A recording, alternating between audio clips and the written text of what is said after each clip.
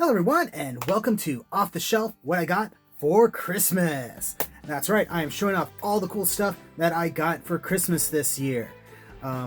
Got quite a few things because I have very generous friends and family, and I thought all of you might be interested to see what all that entails. So, let's get started. Okay, we'll start off small with the stocking stuffers and stuff. So I got a bag filled with various candies and stuff like that, including some Lindor chocolates, a Pez dispenser, little Giraldi chocolate squares, all sorts of good stuff. Oh yeah, and there's like Dr. Pepper jelly beans. Some really neat stuff there. Also from the stocking, I got a Disney Lego minifigure. I have no idea what's in it. I should open it up at some point, probably later today. But that's cool. Minifigs are always fun, I think. And got a copy of the Uno card game, because oddly enough, I didn't have a copy of it. I've played it a lot back when I was a kid, but never actually owned a set myself. So that's a fun little thing to add to the family gaming repertoire, as it were. Next few things are a little on the melancholy side. My brother is getting a new job, which is awesome. He had been struggling to find work that was really, suitable to him and stuff. And as such, he's been having to stay with my family for an extended period of time after he graduated. Nothing wrong with that, but I always just felt a little bad for him because it felt like he wasn't moving forward with his life. But he is decidedly moving forward with his life because this new job is all the way up in like Minneapolis, if I remember correctly. Way up north. And he just finished making the trek up there, in fact. So this Christmas was the last Christmas that I will get to spend with him, at least for a little while. Since he was moving, he couldn't really afford to give gifts per se, but he did give me some stuff that basically he didn't want to move, which includes what I'm about to show you. So to start off, we got a sort of toolbox filled with various paints and model kit stuff. He was taking a class on it or something at one point ages ago. So I have no idea if any of the stuff in here is actually still good or not, but this will be handy to have either as like a random parts box or just as a mobile paint and supply container. Also got a cutting mat, a little mini one. This is nice because I don't want to use my wife's because she'd probably get mad at me if I mess it up too much. So this will be handy to have, especially since I have some custom projects coming up sometime in the near future that are going to require a lot of scratch building. So yeah, super handy. Next one's a little on the silly side. This is actually a binder I made back in college. And it has a bunch of fan subs that I burned to CD. I'm not even sure if there's any DVD ones in here. Just various fan subs I had acquired over the time. And I had completely forgotten about this thing. It apparently had gotten stuffed in a closet somewhere. And so when my brother was packing things up, he found it and made sure to set it aside for me. So that's a neat little find. The image on front is something that I compiled together from an image of Pen and text saying, "One by one, the penguins steal my sanity."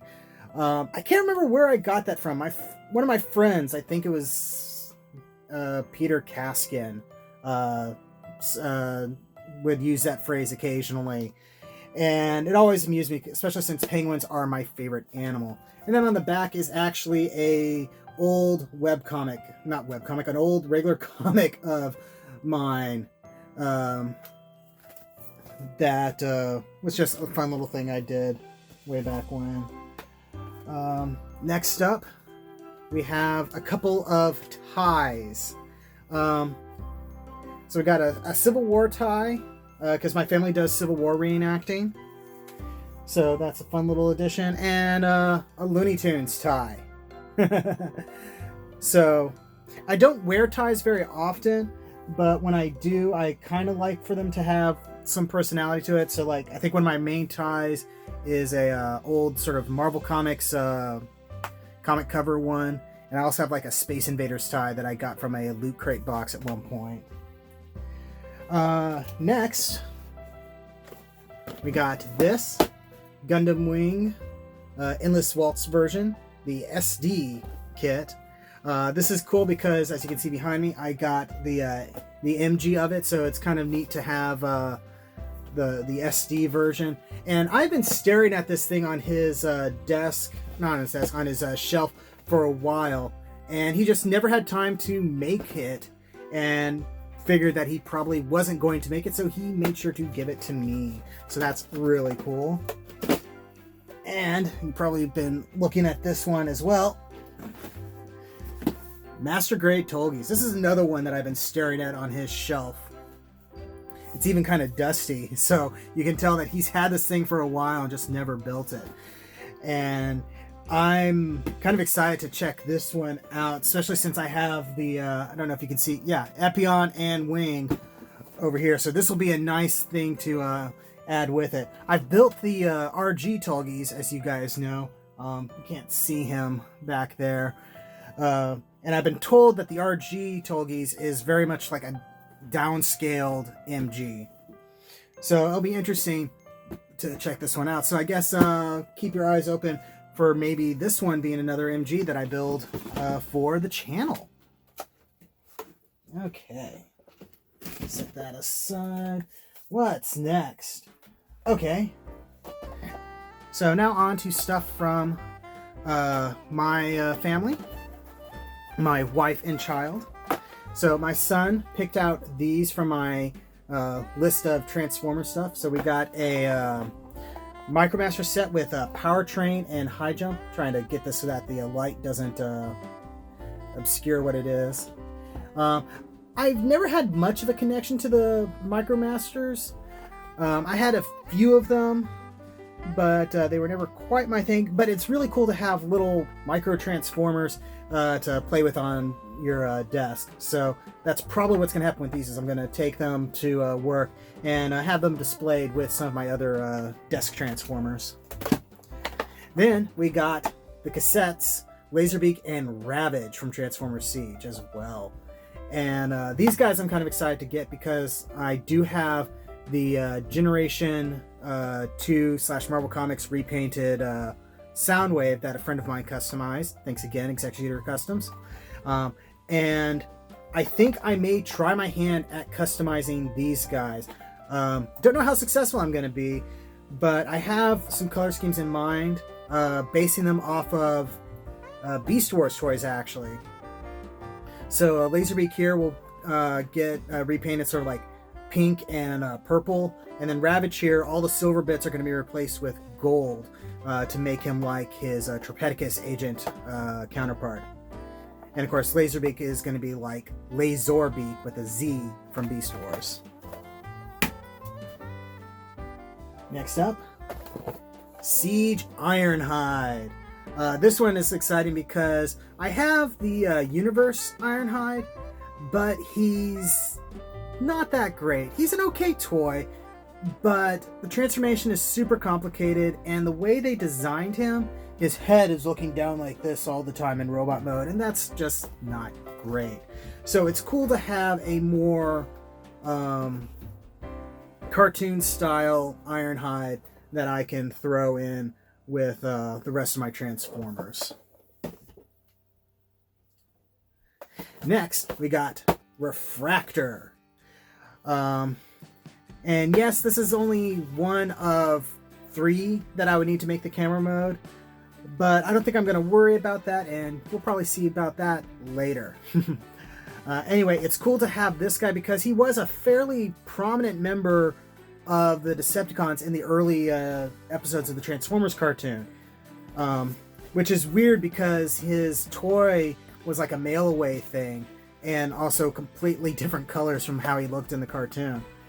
But it's really cool to have a more proper toy of this figure because he really hasn't gotten one. There was a BotCon repaint of, I think it was a version of Shockwave. Yeah, it It was the basic class Shockwave from a few years back, and that was it. They had planned to do a Reflector off of the Perceptor mold from Generations, the one where he turns into a truck, and that never happened for whatever reason. So having a nice sort of animation accurate Refractor, as they're calling him now, is pretty darn cool. Let's see. Next we have Prowl. I already have Barricade, and I think I've shown that to you. So it's going to be really cool to have this guy on display on my desk as well, so I have the sort of good cop, bad cop thing going on. So that is super cool. Plus, Prowl is actually just a pretty decent toy by himself, at least if Barricade is anything to go by. Next, we have Power Dasher Zatar, or however that's pronounced. And he is a repaint remold of Brunt, if I remember correctly. And it's just kind of neat for them to do a call out to the Power Dashers. To those who don't know, Power Dashers were another mail-away figure. They were these really weird Transformers. They weren't even from the Microchange line, if I remember correctly. I think they came from... they might have actually come from a Bandai thing, oddly enough. And for whatever reason, they did them as a mail-away thing, and you didn't know which of the 3 Power Dashers you were going to get. And then they came up with a fiction saying that they're constantly changing their forms, so whichever one you mail away from, it's unknown what you're going to get. And they have repainted figures to make the other 2 as well. And maybe we'll see those in the near future. Let's see. Next up, from my good friends Jason and Zach, Lightning Collection figures for Magna Defender and Shadow Ranger. This one in particular I am super happy to get because Shadow Ranger, also known as Deca Master in Japan, is my absolute favorite character from pretty much any of this series. He is a ultimate badass, and his entire costume I just think is really, really cool. I actually have sort of a Deca Master Shadow Ranger collection. You can't see it here, it's on the shelves over that way. So this will be a real cool addition to it, though part of me almost wants to take this to work so I could have it over there, maybe play with it there. And Magna Defender is another one that's high up on my list, mainly because look at that armor. That is really cool looking. And his weapon is really awesome too.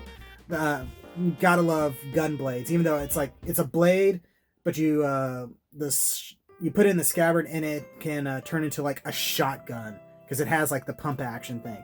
That is super cool. Let's see. From Shoki over at Shoki Reviews, we have Mixmaster.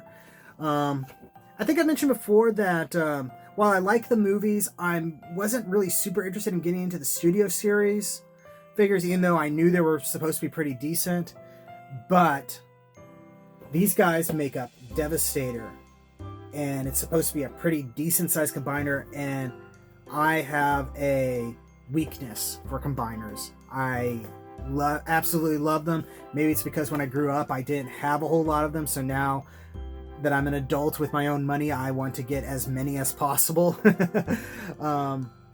I try to get as many as possible, and this one is going to be interesting because it's a big combiner. And when Revenge of the Fallen came out, they had a combiner figure for Devastator that was supposed to be all big and really cool, but the individual vehicles didn't actually make their robot modes. They didn't transform into their own robot modes. And I was so disheartened by that I avoided that one. Even when I think it came down in price several times because hardly anybody else was buying it either. But I was just so disappointed with it. I didn't want anything to do with it. I did pick up these smaller Legend Class Devastator figures, and those were pretty cool. And these guys actually pull a little bit of influence from them. And Shoki has actually been helping me get these figures because he's been able to find some of them when I was having trouble. So thanks again, Shoki, for this.